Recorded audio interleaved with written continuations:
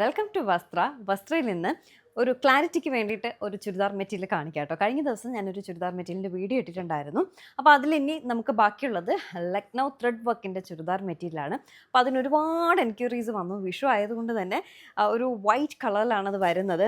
വിഷു ആയതിൻ്റെ സ്പെഷ്യലായിട്ട് നമുക്ക് വസ്ത്രയിൽ ഒരുപാട് പ്രാവശ്യം റീസ്റ്റോക്ക് ചെയ്ത ഒരു മെറ്റീരിയലാണ് ഈ ലക്നൗ ത്രെഡ് വർക്ക് മെറ്റീരിയൽ. അപ്പോൾ അന്നത്തെ വീഡിയോയിൽ ഞാൻ ജസ്റ്റ് ഒരു പീസ് മാത്രമേ കാണിച്ചിട്ടുണ്ടായിരുന്നുള്ളൂ. വേറെയും കുറച്ച് ഡിഫറെൻറ്റ് കളേഴ്സ് അവൈലബിൾ ആണെന്ന് പറഞ്ഞിട്ടുണ്ടായിരുന്നു. അത് ഏത് കളേഴ്സ് ആണെന്ന് കാണിച്ചിട്ടില്ല. അപ്പോൾ എനിക്ക് വരുന്ന മെസ്സേജസ് എല്ലാം അതിനെ പറ്റിയിട്ടാണ്. അപ്പോൾ ഇന്നത്തെ വീഡിയോയിൽ ഏതൊക്കെ കളർ നമുക്ക് അവൈലബിൾ ആയിട്ടുണ്ടെന്ന് കാണിക്കാം. ഇതൊരു പേർപ്പിൾ ഷെയ്ഡാണ്. അതിൻ്റെ ഷോൾ വന്നിട്ട് ഇതാണ്, പേർപ്പിളാണ്. അതിൻ്റെ പാൻസും പേർപ്പിൾ ഷെയ്ഡിലാണ് പാൻസും വരുന്നത്. ഒരു കോട്ടൺ മിക്സ് മെറ്റീരിയലാണ് ഈ വരുന്നത്.